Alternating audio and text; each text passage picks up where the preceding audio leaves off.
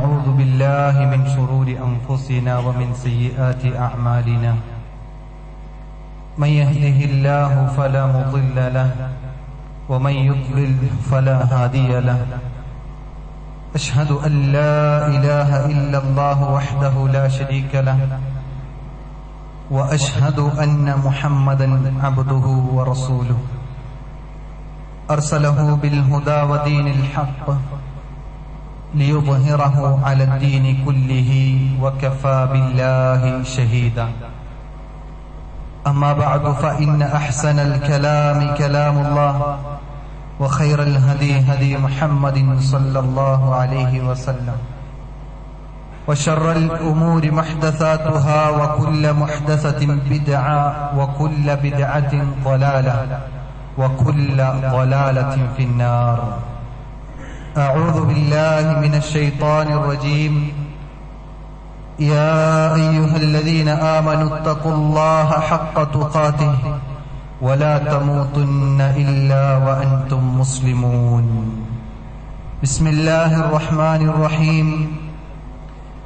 يا أيها الناس اتقوا ربكم الذي خلقكم من نفس واحدة وخلق منها زوجها وبث منهما رجالا كثيرا ونساء واتقوا الله الذي تساءلون به والأرحام إن الله كان عليكم رقيبا. يا أيها الذين آمنوا اتقوا الله وقولوا قولا سديدا يصلح لكم أعمالكم ويغفر لكم ذنوبكم ومن يطع الله ورسوله فقد فاز فوزا عظيما. اللهم رب اشرح لي صدري ويسر لي أمري واحلل عقدة من لساني يفقهوا قولي. عباد الله أوصيكم وإياي أولا بتقوى الله. ഏറെ സ്നേഹാദരണീയരായ സത്യവിശ്വാസികളെ, വിശ്വാസിനികളെ, പ്രതിഫല ദിവസത്തിന്റെ ഉടമസ്ഥനായ അള്ളാഹുവിനെ രഹസ്യത്തിലും പരസ്യത്തിലും ഒരുപോലെ സൂക്ഷിച്ചുകൊണ്ട് മരണാനന്തര ജീവിതത്തിനു വേണ്ടി അധ്വാനിക്കണമേ എന്ന് സ്വന്തത്തെ മറക്കാതെ നിങ്ങളെ ഓരോരുത്തരെയും അത് അർഹിക്കുന്ന ഗൗരവത്തിൽ ഉണർത്തുകയാണ്, തഖ്വ കൊണ്ട് വസിയത്ത് നൽകുകയാണ്. ആ രൂപത്തിൽ അള്ളാഹു ഇഷ്ടപ്പെടുന്ന, തൃപ്തിപ്പെടുന്ന അള്ളാഹുവിന്റെ ഇഷ്ടദാസന്മാരിൽ ഉൾപ്പെടുവാൻ അള്ളാഹു സൗഭാഗ്യം നൽകി അനുഗ്രഹിക്കുമാറാകട്ടെ. അല്ലാഹുമ്മ ആമീൻ. സഹോദരങ്ങളെ, കഴിഞ്ഞ ഖുതുബയിൽ പ്രവാചകൻ സല്ലല്ലാഹു അലൈഹി വസല്ലമയെ സ്നേഹിക്കണമെന്നും അതിൽ സഹാബത്ത് കാണിച്ചു തന്ന ഉദാത്തമായ മാതൃകകളെയും അതിന്റെ അനിവാര്യതയെയും അതിലൂടെ നമുക്ക് ലഭിക്കുന്ന നന്മകളെയുമാണ് നാം മനസ്സിലാക്കിയത്. പ്രവാചകൻ സല്ലല്ലാഹു അലൈഹി വസല്ലമ നമ്മുടെ വിഷയത്തിൽ കാണിച്ച താല്പര്യം ഒന്ന് വായിച്ചു നോക്കുമ്പോൾ നാം ആ പ്രവാചകന് വേണ്ടി എന്തു ചെയ്തു എന്ന് നമ്മൾ തന്നെ നമ്മോട് ചോദിക്കേണ്ടി വരുന്ന അവസ്ഥയുണ്ട്. അതാണ് റസൂൽ കരീം സല്ലല്ലാഹു അലൈഹി വസല്ലമയെ കുറിച്ച് വിശുദ്ധ ഖുർആനിൽ പറഞ്ഞത്. അല്ലാഹു സുബ്ഹാനഹു വ തആല പ്രവാചകന്റെ നമ്മുടെ വിഷയത്തിലുള്ള താല്പര്യം ഹരീസുൻ അലൈക്കും ബിൽ മുഅ്മിനീന റഊഫുർ റഹീം എന്ന് പ്രവാചകൻ സല്ലല്ലാഹു അലൈഹി വസല്ലമയെ കുറിച്ച് പഠിപ്പിച്ചു. നമ്മുടെ വിഷയത്തിൽ ആ പ്രവാചകൻ അങ്ങേയറ്റം തൽപരരാണ്. നമ്മുടെ പ്രയാസത്തിൽ ആ പ്രവാചകന് വേദനയുണ്ട്. അതുപോലെ തന്നെ നമ്മുടെ വിഷയത്തിൽ അങ്ങേയറ്റം കാരുണ്യവും, അതുപോലെ തന്നെ പ്രവാചകൻ സല്ലല്ലാഹു അലൈഹി വസല്ലം കരുണാനിധിയുമാണ് എന്ന് വിശുദ്ധ ഖുർആൻ തന്നെ നമുക്ക് പഠിപ്പിച്ചു തന്നിട്ടുണ്ട്. ഒരു സന്ദർഭത്തിൽ സ്വഹാബത്ത് ഒരുമിച്ച് കൂടിയിരുന്ന സമയത്ത് റസൂൽ കരീം സല്ലല്ലാഹു അലൈഹി വസല്ലം ഒരു ആവലാതി പറയുകയാണ്. വദിത്തു അന്ന ഖദ് റഅയ്ന ഇഖ്വാനനാ. റസൂൽ കരീം സല്ലല്ലാഹു അലൈഹി വസല്ലം പറയാണ്, എനിക്കെന്റെ ഇഖ്വാനുകളെ കാണാൻ കൊതിയാവുകയാണ്, എന്റെ ഇഖ്വാനിനെ കുറിച്ച് ഞാൻ ആലോചിക്കുകയാണ് എന്നാണ്. എന്റെ സഹോദരങ്ങളെ കുറിച്ച് എനിക്ക് വല്ലാത്തൊരു ചിന്തയാണ് എന്ന് സ്വഹാബത്തിനെ ഉണർത്തിയപ്പോൾ ആ സ്വഹാബത്ത് തിരിച്ചു ചോദിക്കുകയാണ്, ഖാലു അവലൈസനാ ഇഖ്വാനക. റസൂലെ, താങ്കളുടെ സഹോദരങ്ങൾ ഞങ്ങളല്ലേ, പിന്നെ ഏത് സഹോദരങ്ങളാ? ഒരു ആദർശ സഹോദരങ്ങൾ എന്ന് പറയുന്ന ഒരു ഇനമുണ്ടല്ലോ. നമ്മളൊക്കെ ഒരുമിച്ച് കൂടിയത് ഈ ആദർശത്തിന്റെ പേരിലാണ്. ഈ പള്ളിയിൽ നിങ്ങൾ വന്നത് ഈ ഒരു ആദർശത്തിന്റെ പേരിലാണ്. ഇങ്ങനെ ഒരു ആദർശത്തിന്റെ ഇഖ്വാൻ എന്ന നിലക്ക് ഞങ്ങളല്ലേ റസൂലെ നിങ്ങളുടെ സഹോദരങ്ങൾ എന്ന് സഹാബത്ത് ചോദിച്ചപ്പോ പ്രവാചകൻ സല്ലല്ലാഹു അലൈഹി വസല്ലം പറഞ്ഞു, അൻതും അസ്ഹാബി, നിങ്ങൾ എന്റെ സഹാബത്താണ്, എന്റെ സഹചാരികളാണ്. എന്നാൽ വ ഇഖ്വാനുനാ, എന്റെ ഇഖ്വാനുകൾ എന്ന് പറഞ്ഞാൽ ആരാ?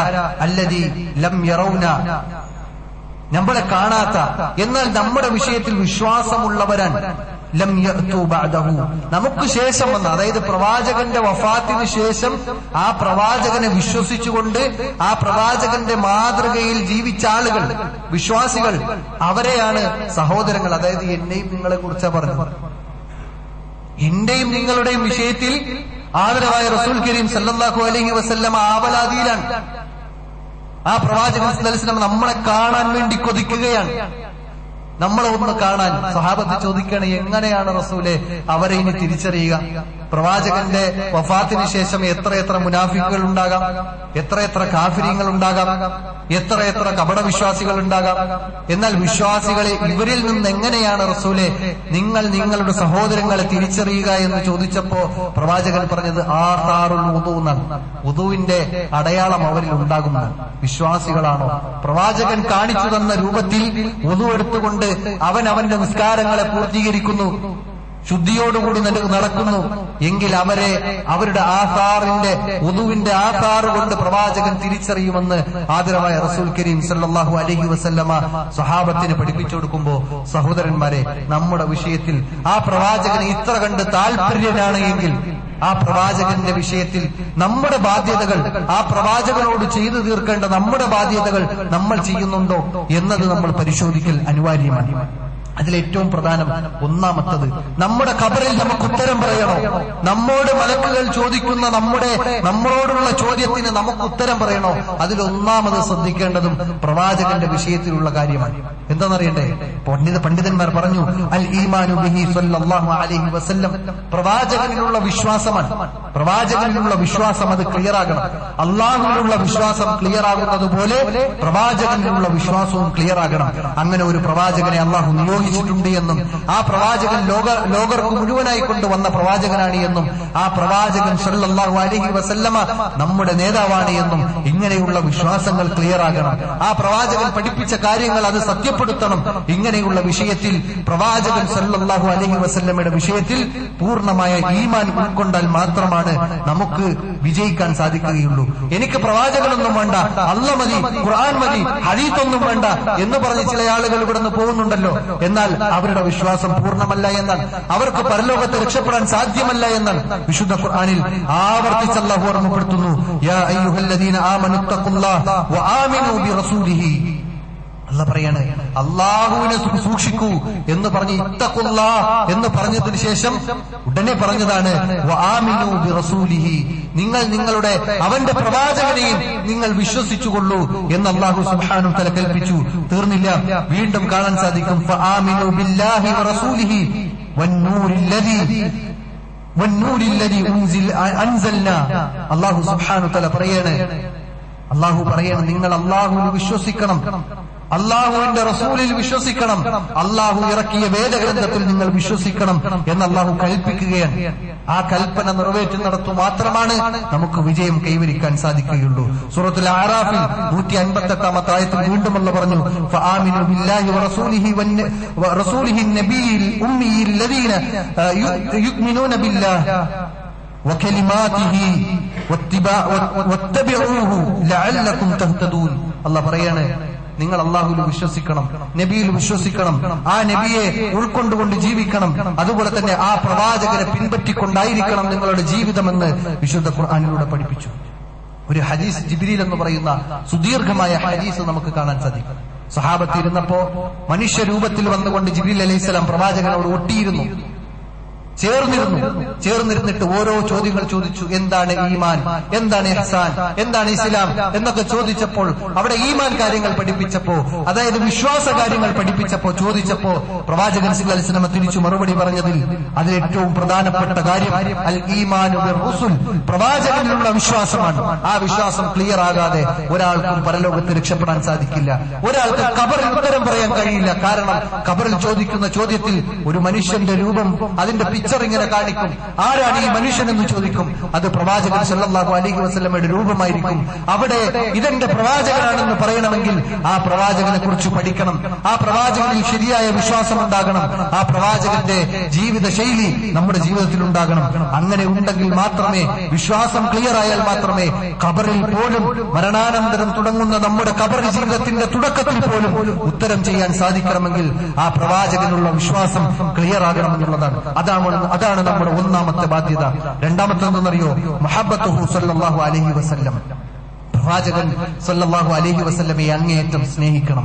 നമ്മുടെ സ്വത്തിനേക്കാൾ, സമ്പാദ്യത്തെക്കാൾ, നമ്മേക്കാൾ നമ്മൾ സ്നേഹിക്കേണ്ടത്, നമ്മുടെ ഇണയേക്കാൾ സ്നേഹിക്കേണ്ടത്, നമ്മുടെ ഉമ്മയേക്കാൾ സ്നേഹിക്കേണ്ടത്, നമ്മുടെ ഉപ്പയേക്കാൾ സ്നേഹിക്കേണ്ടത്. അത് ഞാൻ കഴിഞ്ഞ ആഴ്ച അത് വിശാലമായി പറഞ്ഞതാണെങ്കിലും ഒന്നുകൂടി സൂചിപ്പിക്കുന്നു. പ്രവാചകനോടുള്ള സ്നേഹം ഒരു വിശ്വാസിക്ക് അല്ലാഹ് കഴിഞ്ഞാൽ പിന്നെ ഈ ദുനിയാവിൽ ഏറ്റവും കൂടുതൽ സ്നേഹിക്കേണ്ടത് നമ്മുടെ മുത്തുനബിയായ മുഹമ്മദ് മുസ്തഫ സല്ലല്ലാഹു അലൈഹി വസല്ലമയാണ് എന്ന് നമ്മൾ തിരിച്ചറിയണം. ഒരു സമയത്ത് പ്രവാചകൻ സല്ലല്ലാഹു അലൈഹി വസല്ലമയുടെ സന്നിധിയിൽ ഒരു മനുഷ്യൻ വന്നിട്ട് ചോദിക്കുകയാണ്, യാ റസൂലല്ലാഹ് മത്തസ്സാഅ, എപ്പോഴാണ് അന്ത്യനാൾ സംഭവിക്കുക, എപ്പോഴാണ് അന്ത്യനാൾ സംഭവിക്കുക എന്ന് ചോദിച്ച ചോദ്യത്തിന് പ്രവാചകൻ സല്ലല്ലാഹു അലൈഹി വസല്ലമ എപ്പോഴാണ് സംഭവിക്കുക എന്ന് പറഞ്ഞിട്ടില്ല. തിരിച്ചൊരു ചോദ്യം ചോദിക്കുകയാണ്, വമാ അഅദത്ത ലഹ, നീ എന്താണ് ആ അന്ത്യനാളിന് വേണ്ടി ഉണ്ടാക്കി വെച്ചത് എന്നാണ് തിരിച്ചു ചോദിച്ചത്. ആ സഹാബി പറഞ്ഞ മറുപടി എന്നറിയോ? ഞാൻ ഒരുപാട് നിസ്കരിച്ചിട്ടൊന്നുമില്ല, ഞാൻ ഒരുപാട് നോമ്പും ദാനധർമ്മങ്ങളൊന്നും ചെയ്തിട്ടില്ല.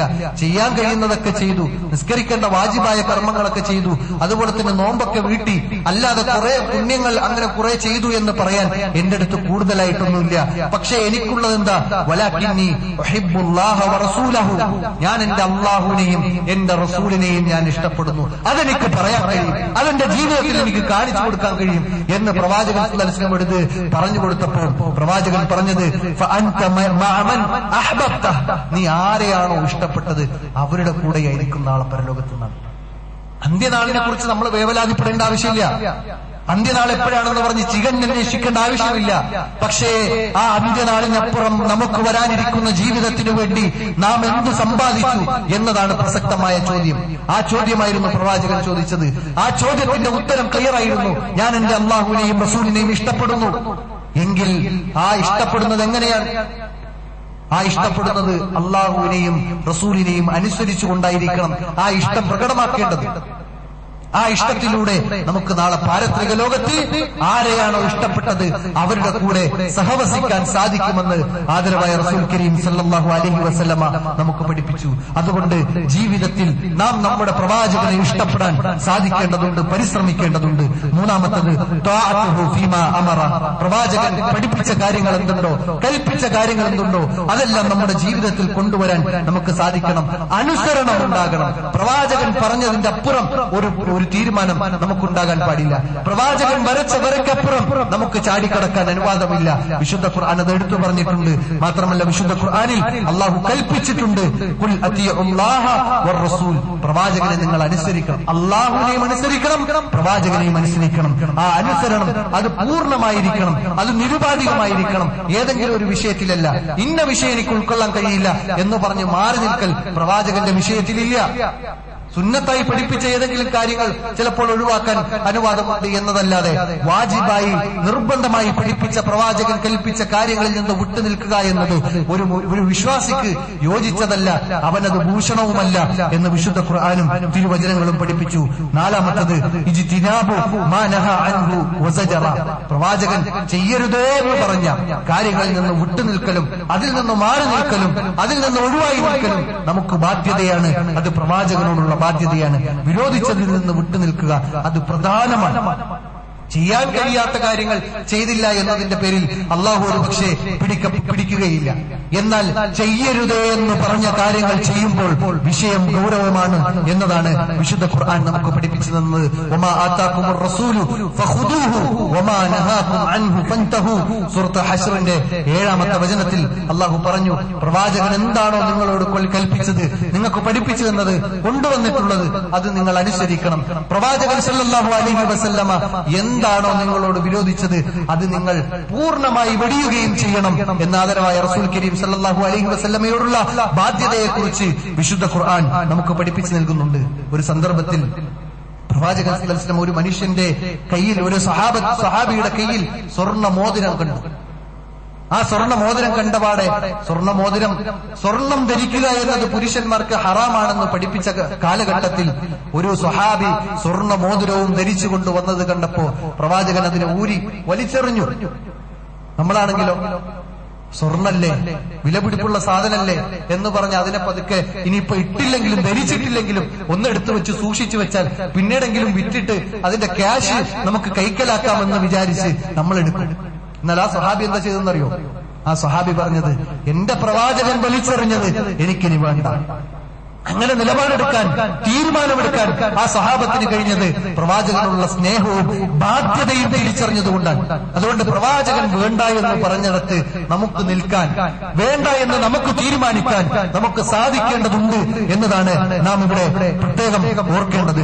അതുപോലെ തന്നെ അനുസരിച്ചു കഴിഞ്ഞാലോ, പ്രവാചകനെ അനുസരിക്കണം എന്ന് പറഞ്ഞു, അതൊരു ബാധ്യതയാണെന്ന് പറഞ്ഞു. അങ്ങനെ അനുസരിച്ചു കഴിഞ്ഞാൽ നമുക്കെന്താ കിട്ടാനിരിക്കുന്നത്? تجري من تحتها الأنهار خالدين فيها وذلك الفوز العظيم. അല്ലാഹു പറയാണ്, അല്ലാഹുവിനെയും റസൂലിനെയും അനുസരിച്ചു കഴിഞ്ഞാലോ താഴ്ഭാഗത്തുകൂടി അരുവികൾ ഒഴുകുന്ന സ്വർഗ്ഗത്തോപ്പ്, ആ പ്രവിശാലമായ സ്വർഗം, ആ സ്വർഗത്തിലേക്ക് നിങ്ങൾക്ക് പ്രവേശിക്കാൻ സാധിക്കും. ഖാലിദീന ഫീഹ, അതിൽ നിത്യവാസികളായിരിക്കുമെന്ന് വിശുദ്ധ ഖുർആനിലൂടെ അല്ലാഹു പഠിപ്പിച്ചു. തീർന്നില്ല, അതിന്റെ അവസാനത്തിൽ പറഞ്ഞത് വദാലികൽ ഫൗസുൽ അലീം, അതാണ് വമ്പിച്ച വിജയമെന്ന് വിശുദ്ധ ഖുർആൻ പഠിപ്പിക്കുമ്പോ അതിനേക്കാൾ ഒരു വിജയം ഇനി നമുക്ക് വരാനില്ല. അതിൽ നിന്ന് പിന്നൊരു പരാജയം നമുക്ക് വരാനില്ല. അതുകൊണ്ട് വമ്പിച്ചതായ വിജയം നമുക്ക് വേണോ? അല്ലാഹുവിനെയും റസൂലിനെയും അനുസരിച്ചുകൊണ്ടുള്ള ജീവിതമായിരിക്കണം നമുക്കുണ്ടാകേണ്ടത്. ഇനി അനുസരണക്കേടാണ് നമ്മുടെ ഭാഗത്തു നിന്നുണ്ടാകുന്നതെങ്കിലോ അതും വിശുദ്ധ ഖുർആൻ പറഞ്ഞു. വിശുദ്ധ ഖുർആനിൽ കാണാൻ സാധിക്കും, ഫൽയഹ്ദരിൽ ലദീന യുഖാലിഫൂന അൻ അംരിഹി അൻ യുസീബഹും ഫിത്ന ഔ യുസീബഹും അദാബുൻ അലീം. വിശുദ്ധ ഖുർആനിൽ അല്ലാഹു പറയാണ്, സൂക്ഷിച്ചു ജീവിക്കാൻ. അല്ലാഹു സുബ്ഹാനഹു വ തആല നമ്മെ ഓർമ്മപ്പെടുത്തുകയാണ്, അല്ലാഹുവിന്റെയും റസൂലിന്റെയും കൽപ്പനയ്ക്ക് വിരുദ്ധമായി കൊണ്ട് എതിര് പ്രവർത്തിക്കുന്ന ആളുകൾ അവർ സൂക്ഷിക്കട്ടെ എന്ന് പറഞ്ഞ് അയുസീബഹും ഫിത്ന, ഒരുപക്ഷെ അവർക്ക് ഫിത്ന ബാധിക്കാം, അല്ലെങ്കിൽ ഔ യുസീബഹും അദാബുൻ അലീം, വേദനാജനകമായ ശിക്ഷ അവരെ ബാധിക്കുമെന്ന് വിശുദ്ധ ഖുർആനിലൂടെ അല്ലാഹു പഠിപ്പിക്കുന്നു. മാത്രമല്ല മറ്റൊരു ആയത്തിൽ അല്ലാഹു പറഞ്ഞു, വമയ്യഅസില്ലാഹ വറസൂലഹു ويتعدى حدوده يدخله نارا خالدا فيها ولهم عذاب مهين. الله പറയാണ്, അള്ളാഹുവിന്റെയും റസൂലിന്റെയും വിഷയത്തിൽ എതിര് പ്രവർത്തിച്ചു കഴിഞ്ഞാൽ, അള്ളാഹുവിനെയും റസൂലിനെയും ധിക്കരിച്ചുകൊണ്ട് പിന്തിരിഞ്ഞു കളഞ്ഞ് ജീവിച്ചു കഴിഞ്ഞാൽ, അള്ളാഹുവും റസൂലും പഠിപ്പിച്ച ആ അതിർവരമ്പുകൾ വിട്ടുകടക്കാൻ പരിശ്രമിക്കുകയും ചെയ്യുകയാണെങ്കിൽ, ഇതൊക്കെ 6-ാം നൂറ്റാണ്ടല്ലേ, ഇത് പുരോഗമനത്തിന്റെ കാലമല്ലേ എന്ന് പറഞ്ഞുകൊണ്ട് ഈ ഒരു കാലഘട്ടത്തിനനുസരിച്ച് ഒഴുക്കിനൊത്ത് ജീവിക്കാൻ നമ്മൾ തയ്യാറാകുകയാണെങ്കിൽ, പ്രവാചകന്റെ അധ്യാപനങ്ങളെ വലിച്ചെറിയാൻ നമ്മൾ തീരുമാനിക്കുകയാണെങ്കിൽ, സഹോദരന്മാരെ, ഈ ആയത്ത് വളരെ ഗൗരവത്തോടുകൂടി നമ്മൾ കേൾക്കേണ്ടതുണ്ട്. യുദ്ഖിലുഹു നാറ, അവനെ കത്തിച്ചൊരിക്കുന്ന നരകത്തിലേക്കായിരിക്കും വലിച്ചെറിയുന്നത് എന്നും, ഖാലിദൻ ഫീഹ, അതിൽ നിത്യവാസിയായിരിക്കുമെന്നും വിശുദ്ധ ഖുർആൻ അല്ലാഹു സുബ്ഹാനഹു വ തആല നമ്മെ താക്കീത് നൽകുകയാണ്, നമ്മോട് പഠിപ്പിക്കുകയാണ്, നമ്മോട് ഉണർത്തുകയാണ്. അതുകൊണ്ട് സഗൗരവം ഈ ആയത്തിനെ നമ്മൾ കേൾക്കേണ്ടതുണ്ട് എന്നതാണ്. 5-മത്തത് മുതാബഅത്തുഹു സല്ലല്ലാഹു അലൈഹി വസല്ലം, പ്രവാചകൻ സല്ലല്ലാഹു അലൈഹി വസല്ലമയെ പിൻപറ്റിക്കൊണ്ടുള്ള, ആ മാതൃക സ്വീകരിച്ചുകൊണ്ടുള്ള ജീവിതമായിരിക്കണം. അനുധാവനം നമുക്കുണ്ടാകണം. റസൂൽ കരീം സല്ലല്ലാഹു അലൈഹി വസല്ലമയെ മാതൃകയാകാത്ത ഏതൊരു പ്രവർത്തനവും അത് സ്വീകാര്യം പോലുമല്ല. പണ്ഡിതന്മാർ ഒരു കർമ്മം, സ്വാലിഹായ സൽക്കർമ്മം എപ്പോഴാകും എന്ന് ചർച്ച ചെയ്തെടുത്ത് 2 നിബന്ധനകളാണ് പറഞ്ഞത്. അതിലൊന്ന് ഇഖ്ലാസാണ്, പൂർണ്ണമായി അള്ളാഹുവിന് വേണ്ടി മാത്രമായിരിക്കണം. രണ്ടാമത്തേതെന്നറിയോ? രണ്ടാമത്തേത് ആ പ്രവാചകനെ അനുധാവനം ചെയ്തുകൊണ്ടുള്ള പ്രവർത്തനമായിരിക്കണം. നിസ്കാരം, സുബ്ഹി നിസ്കാരം എന്നുള്ളത് 2 റക്അത്താണ്. അതൊരു 3 റക്അത്ത് കൂലി കൂടുതൽ കിട്ടട്ടെ എന്ന് പറഞ്ഞ് ഒരാൾ നിസ്കരിക്കാൻ ശ്രമിച്ചു കഴിഞ്ഞാൽ അവന് കൂലി കിട്ടില്ല എന്ന് മാത്രമല്ല, അവന് ശിക്ഷ ലഭിക്കുകയും ചെയ്യുമെന്നാണ് നമുക്ക് ചരിത്രങ്ങൾ അല്ലെങ്കിൽ പ്രമാണങ്ങൾ പഠിപ്പിച്ചു തരുന്നത്. എന്നാൽ പ്രവാചകന്റെ മാതൃക അനുസരിച്ചുകൊണ്ട് ജീവിച്ചാലോ പ്രവർത്തിച്ചാലോ അത് അവന് പ്രതിഫലം ലഭിക്കുകയും പ്രവാചകൻ സല്ലല്ലാഹു അലൈഹി വസല്ലമയുടെ മാതൃകയിലൂടെ ആ നിസ്കാരം നിർവഹിക്കുന്നതിനനുസരിച്ച് നമുക്കതിന്റെ പ്രതിഫലം ഏറുകയും ചെയ്യുമെന്ന് ഹദീസുകൾ പഠിപ്പിച്ചു നൽകുന്നുണ്ട്. അതുകൊണ്ട് മുത്താബഅത്ത്, പ്രവാചകനെ അനുധാവനം ചെയ്തുകൊണ്ടുള്ള ജീവിതമാണ്, പ്രവർത്തനങ്ങളാണ് എപ്പോഴും പുണ്യകരമായ കരുണീയമായതാണ് എന്ന് നമ്മൾ തിരിച്ചറിയേണ്ടതുണ്ട്.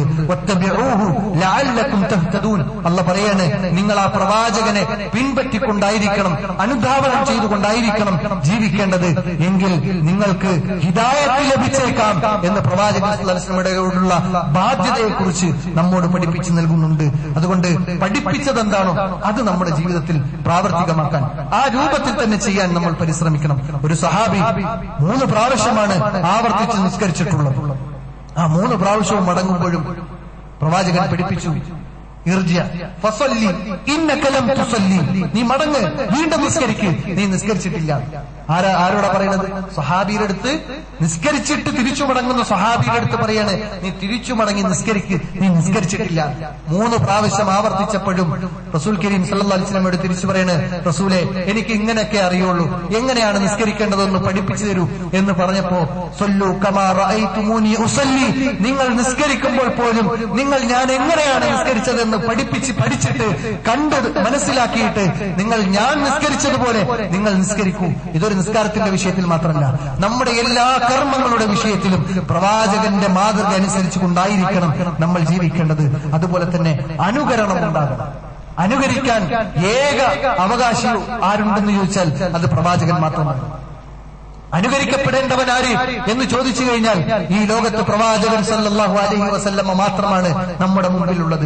ഒരു റൊണാൾഡോയോ ഒരു മെസ്സിയോ അങ്ങനെയുള്ള കാഫിരീങ്ങളായ അത്തരം ഏതെങ്കിലും ഒരു ഫുട്ബോൾ താരങ്ങൾ നമുക്ക് അനുകരിക്കാൻ അവകാശമില്ല, അല്ലെങ്കിൽ അതിൽ യാതൊരു മാതൃകയുമില്ല. പ്രവാചകനെ മാത്രമാണ് അനുകരിക്കാൻ മാതൃകയായിട്ടുള്ളത് എന്നത് നമ്മൾ തിരിച്ചറിയേണ്ടതുണ്ട്. ലഖദ് കാന ലക്കും ഫീ റസൂലില്ലാഹി ഉസ്വത്തുൻ ഹസന. പ്രവാചകനിൽ ഏറ്റവും നല്ല മാതൃക കുടുംബ ജീവിതത്തിൽ ഒരു ഭർത്താവ് എന്ന നിലയ്ക്ക്, ഒരു ഉപ്പ എന്ന നിലയ്ക്ക്, അതുപോലെ തന്നെ ഒരു സഹോദരൻ എന്ന നിലയ്ക്ക്, അങ്ങനെ എല്ലാ നിലയ്ക്കും പ്രവാചകൻ നല്ല മാതൃകയുണ്ട്. ഒരു ഭരണാധികാരി എന്ന നിലയ്ക്ക്, ഒരു നേതാവ് എന്ന നിലയ്ക്ക്, ഒരു യജമാനൻ എന്ന നിലയ്ക്ക്, ഒരു ഭരണാധികാരി എന്ന നിലയ്ക്ക്, ഒരു നാട്ടിന്റെ ഒരു പ്രത്യേകമായ ഒരു വ്യക്തി എന്ന നിലയ്ക്ക്, ഒരു സമുദായത്തിന്റെ നേതാവ് എന്ന നിലയ്ക്ക്, ഇങ്ങനെ എല്ലാ നിലക്കും, ഒരു കച്ചവടക്കാരൻ എന്ന നിലയ്ക്ക്, ഒരു ഭാര്യയോടുള്ള പെരുമാറ്റം എന്ന നിലക്ക്, ഇങ്ങനെ എല്ലാ നിലക്കും പ്രവാചകൻ സല്ലല്ലാഹു അലൈഹി വസല്ലമ ഉസ്വത്തുൻ ഹസന, നല്ല മാതൃകയാണ് എന്നാണ്.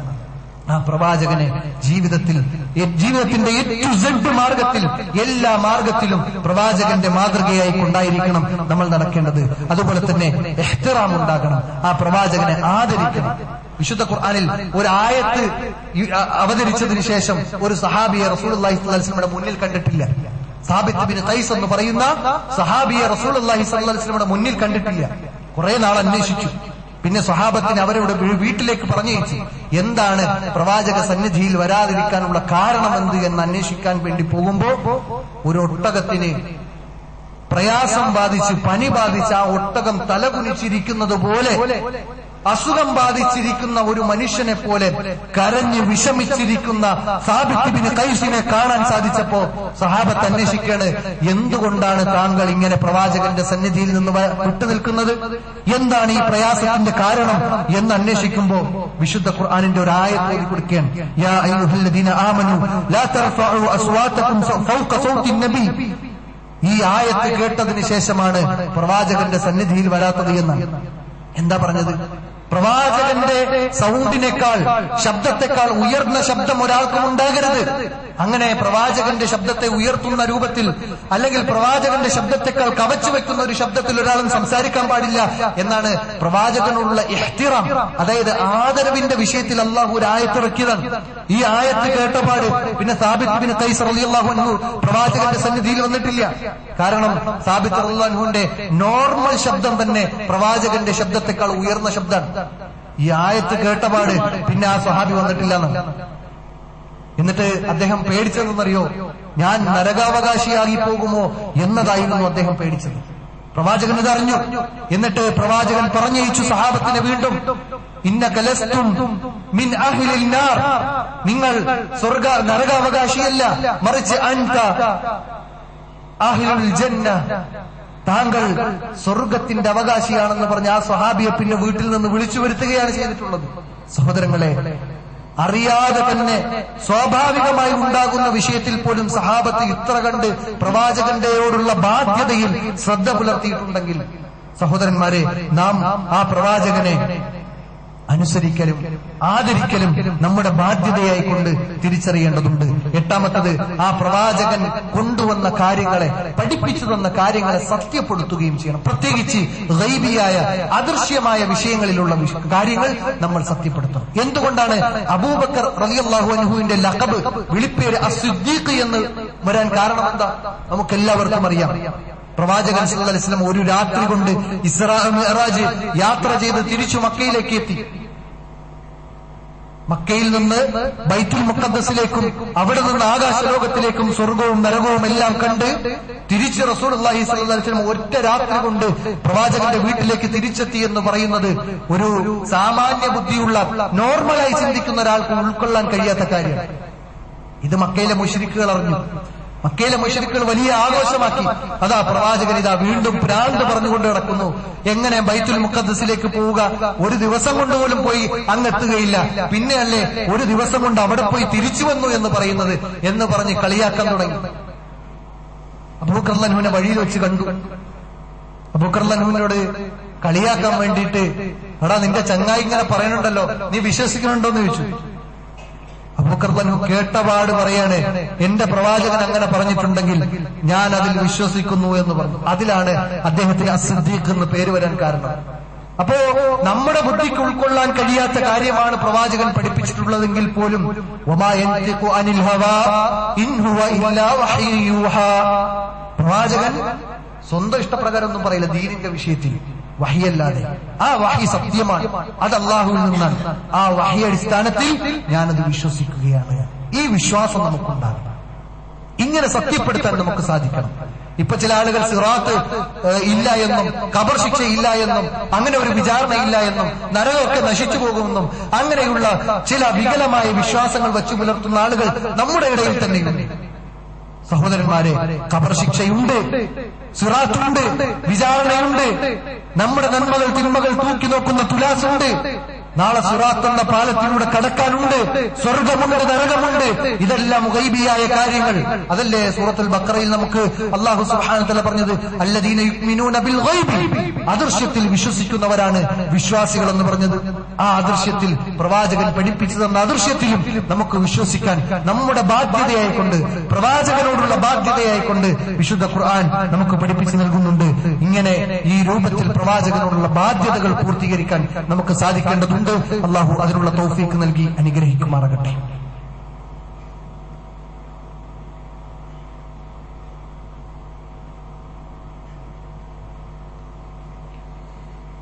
അൽഹംദുലില്ലാഹ് الذي هدانا لهذا وما كنا لنهتدي لولا أن هدانا الله أما بعد عباد الله أوصيكم وإياي ثانيا بتقوى الله. ഒരിക്കൽ കൂടി അള്ളാഹുവിനെ സദാ സൂക്ഷിച്ചുകൊണ്ട് മരണാനന്തര ജീവിതത്തിനു വേണ്ടി അധ്വാനിക്കണമേ എന്ന്, തഖ്വയോടുകൂടി ജീവിക്കണമേ എന്ന് സ്വന്തത്തെ മറക്കാതെ നിങ്ങളെ ഓരോരുത്തരെയും ഉണർത്തുകയാണ്, സഗൗരവം വസിയത്ത് നൽകുകയാണ്. ആ രൂപത്തിൽ അള്ളാഹു ഇഷ്ടപ്പെടുന്ന തൃപ്തിപ്പെടുന്ന ജീവിതം നയിക്കുവാൻ അള്ളാഹു നമുക്കേവർക്കും തൗഫീഖ് നൽകി അനുഗ്രഹിക്കുമാറാകട്ടെ. അല്ലാഹുമ്മ ആമീൻ. പ്രവാചകൻ സല്ലല്ലാഹു അലൈഹി വസല്ലമയോടുള്ള ബാധ്യതകൾ നാം മനസ്സിലാക്കുന്നിടത്ത് ആ പ്രവാചകൻ സല്ലല്ലാഹു അലൈഹി വസല്ലമയുടെ കുടുംബത്തിനെയും സ്വഹാബത്തിനെയും സ്നേഹിക്കുക എന്നത് ആ പ്രവാചകനോടുള്ള ബാധ്യതാ പൂർത്തീകരണത്തിന്റെ ഒരു ഭാഗമാണ് എന്ന് പണ്ഡിതന്മാർ നമുക്ക് പഠിപ്പിച്ചു നൽകുന്നുണ്ട്. അതുകൊണ്ടാണ് നമ്മൾ തശഹ്ഹുദിൽ പ്രാർത്ഥിക്കുമ്പോൾ അല്ലാഹുമ്മ സ്വല്ലി അലാ മുഹമ്മദിൻ വഅലാ ആലി മുഹമ്മദ്, പ്രവാചകൻ കുടുംബത്തിനു വേണ്ടി പോലും, പ്രവാചകന്റെ കുടുംബത്തിനു വേണ്ടി കൂടി നമ്മൾ പ്രാർത്ഥിക്കുകയാണ്. ഇതൊരു വിശ്വാസിയുടെ ബാധ്യതയാണ്. പ്രവാചകനെ സ്നേഹിക്കുന്നുണ്ടോ ആ പ്രവാചകന്റെ കുടുംബത്തിനെയും സ്നേഹിക്കണം. ആ പ്രവാചകൻ സല്ലല്ലാഹു അലൈഹി വസല്ലമയുടെ സ്വഹാബത്തിനെയും സ്നേഹിക്കണം. പണ്ഡിതന്മാർ അഹ്ലു സുന്നയുടെ വിശ്വാസം പഠിപ്പിക്കുന്നിടത്ത് കാണാൻ സാധിക്കും, സ്വഹാബത്തിനെ ഒരാൾ ചീത്ത പറഞ്ഞാൽ പോലും അവൻ കാഫിറാകുന്നതാണ്. വിശുദ്ധ ഖുർആനിൽ നമുക്ക് സൂറത്തുൽ ഫത്ഹിന്റെ 29-ാമത്തെ ആയത്തിൽ പഠിപ്പിച്ചത് ലിയഗീള ബിഹിമുൽ കുഫാർ, അവരോട് ബുഗ്ള് വെച്ച് പുലർത്തുക എന്നത്, ദേഷ്യം വെച്ച് പുലർത്തുക എന്നത് കാഫിരീങ്ങളല്ലാതെ ഇല്ല. ഈ ആയത്തിനെ വിശദീകരിക്കുന്നിടത്ത് പണ്ഡിതന്മാരൊക്കെ പറഞ്ഞത്, സഹാബത്തിനോട് ദേഷ്യമുണ്ടോ, ഏതെങ്കിലും ഒരു സഹാബത്തിന്റെ വിഷയത്തിൽ നമുക്ക് സംശയമുണ്ടോ, ഇന്ന സഹാബി ശരിയല്ല, അബൂബക്കർ റളിയല്ലാഹു ശരിയല്ല, ഉസ്മാൻ റളിയല്ലാഹു ശരിയല്ല, അല്ലെങ്കിൽ അലി റളിയല്ലാഹു അൻഹുവിനാണ് നുബുവത്ത് കിട്ടേണ്ടത്, നബി തട്ടിയെടുത്തതാണ്, ഇങ്ങനെയൊക്കെയുള്ള ചില വിശ്വാസങ്ങൾ വെച്ച് പുലർത്തി കഴിഞ്ഞാൽ, അല്ലെങ്കിൽ അബൂബക്കർ റളിയല്ലാഹു ഭരണം കൈയേറിയതാണ് എന്നൊക്കെ പറഞ്ഞ്, അല്ലെങ്കിൽ ഉസ്മാൻ റളിയല്ലാഹു മുആവിയ റളിയല്ലാഹു അൻഹു, ഇതൊക്കെയാണല്ലോ ചർച്ച. നമ്മുടെ നാട്ടിൽ പോലുമുള്ള ചർച്ച മുആവിയ റളിയല്ലാഹു അൻഹു ഭരണം തട്ടിയെടുത്തു എന്നാണ്. വസ്തുത അറിയാതെ, ചരിത്രം അറിയാതെ പലതും ആരോപിക്കുകയാണ് സ്വഹാബത്തിന്റെ പേരിൽ. എന്നാൽ അത്തരം ആളുകളുടെ വിഷയത്തിൽ പറഞ്ഞത് ലിയഗീള ബിഹിമുൽ കുഫാർ, കുഫാറുകളല്ലാതെ, കാഫിരീങ്ങളല്ലാതെ അവരോട് ദേഷ്യം വെച്ച് പുലർത്തുകയില്ല എന്നാണ്. അതുകൊണ്ട് പ്രവാചകന്റെ കുടുംബത്തിനോടും സ്വഹാബത്തിനോടും സ്നേഹമുണ്ടാവുക, അവരോടുള്ള ബാധ്യതകൾ നിറവേറ്റുക എന്നതും പ്രവാചകന്റെ മേലുള്ള ബാധ്യതകൾ, പ്രവാചകനോടുള്ള ബാധ്യതകൾ, നമ്മുടെ ബാധ്യതകളെ കുറിച്ച് പഠിപ്പിക്കുമ്പോൾ പണ്ഡിതന്മാർ എണ്ണിയിട്ടുണ്ട്. 10-ാമത്തത് നബി സല്ലല്ലാഹു അലൈഹി വസല്ലമയുടെ മേലുള്ള സ്വലാത്ത്. ഈ മമ്പറിൽ നിന്ന് എത്ര പ്രാവശ്യമാണ് പ്രവാചകന്റെ പേര് കേട്ടത്. ആ പേര് കേൾക്കുമ്പോൾ സ്വലാത്ത് പറയാത്തവൻ റഗിമ അൻഫു റജുലിൻ ദുഖിറത് ഇൻദഹു ഫലം യുസല്ലി അലൈഹി, അവന്റെ മേൽ, അവന്റെ അടുത്ത് പ്രവാചകന്റെ പേര് സ്മരിക്കുകയും എന്നിട്ട് ആ പ്രവാചകന്റെ മേൽ സ്വലാത്ത് ചൊല്ലാതിരിക്കുകയും ചെയ്യുന്നവൻ അവൻ മൂക്കുകുത്തി നാശമടയട്ടെ എന്ന് പ്രവാചകൻ സല്ലല്ലാഹു അലൈഹി വസല്ലമ ഒരിക്കലല്ല പല ആവർത്തി ഈ ഹദീസ് നമുക്ക് പഠിപ്പിച്ചു. അതിൽ തന്നെയും ഗൗരവമേറിയ വിഷയമാണ്, മിമ്പറിലേക്ക് കയറുമ്പോൾ ജിബ്രീൽ അലൈഹിസ്സലാം വന്ന് പ്രാർത്ഥിച്ചു. 3 പ്രാർത്ഥനകൾ, ആ 3 പ്രാർത്ഥനയ്ക്ക് ആമീൻ പറഞ്ഞത് പ്രവാചകനാണ്. അതിലൊരു പ്രാർത്ഥനയും പ്രവാചകന്റെ നാമം കേട്ടിട്ട് സ്വലാത്ത് പറയാത്തവൻ മൂക്കുകുത്തി നാശമടയട്ടെ എന്ന് പ്രവാചകൻ പ്രാർത്ഥിച്ചിട്ടുണ്ട്. സഹോദരന്മാരെ, നമ്മുടെ ബാധ്യതയാണ്, നമ്മുടെ നേതാവായ മുഹമ്മദ് മുസ്തഫ സല്ലല്ലാഹു അലൈഹി വസല്ലമയുടെ പേര് കേൾക്കുമ്പോൾ ഒച്ചത്തിൽ പറയണമെന്നില്ല, ആ പ്രവാചകന്റെ മേൽ സ്വലാത്ത് ചൊല്ലൽ നമ്മുടെ ബാധ്യതയായിക്കൊണ്ട് നമ്മൾ തിരിച്ചറിയണം. അങ്ങനെ ഒരു സ്വലാത്ത് ചൊല്ലിയാലോ അവന് 10 നന്മകൾ രേഖപ്പെടുത്തും, 10 തിന്മകൾ മായ്ക്കപ്പെടും, 10 ദർജകൾ ഉയർത്തപ്പെടും എന്ന് ആദരവായ റസൂൽ കരീം സല്ലല്ലാഹു അലൈഹി വസല്ലമ നമുക്ക് പഠിപ്പിച്ചു തന്നിട്ടുണ്ടെങ്കിൽ, ഇത്തരം നന്മകളിൽ മുന്നേറുവാനും ആ പ്രവാചകനെ അനുധാവനം ചെയ്യുവാനും ആ പ്രവാചകനെ ആദരിക്കുവാനും ബഹുമാനിക്കുവാനും ആ പ്രവാചകനെ അനുസരിക്കുവാനും നമുക്ക് ബാധ്യതയുണ്ട് എന്ന തിരിച്ചറിവോടുകൂടിയായിരിക്കും നമ്മുടെ ജീവിതം മുന്നോട്ട് കൊണ്ടുപോകേണ്ടത്. ആ രൂപത്തിൽ പ്രവാചകനെ സ്നേഹിക്കാൻ, ആദരിക്കാൻ, ബഹുമാനിക്കാൻ, അനുസരിക്കാൻ, എല്ലാ നിലക്കും ആ പ്രവാചകന്റെ മാതൃക അനുസരിച്ചുകൊണ്ട് ജീവിക്കാൻ അള്ളാഹു നമുക്കേവർക്കും തൗഫീഖ് നൽകി അനുഗ്രഹിക്കുമാറാകട്ടെ. വന്നുപോയ വീഴ്ചകൾ അള്ളാഹു നമുക്കേവർക്കും പുറത്തു നൽകി അനുഗ്രഹിക്കുമാറാകട്ടെ. നമ്മുടെ നന്മകളെ സ്വാലിഹായ സൽക്കർമ്മങ്ങളായി സ്വീകരിക്കുമാറാകട്ടെ. നമ്മിൽ നിന്ന് വിട പറഞ്ഞു പോയ നമ്മുടെ മാതാപിതാക്കൾ, നമ്മുടെ ബന്ധുമിത്രാദികൾ എല്ലാവർക്കും അള്ളാഹു മഗ്ഫിറത്ത് നൽകി അനുഗ്രഹിക്കുമാറാകട്ടെ. രോഗങ്ങളാൽ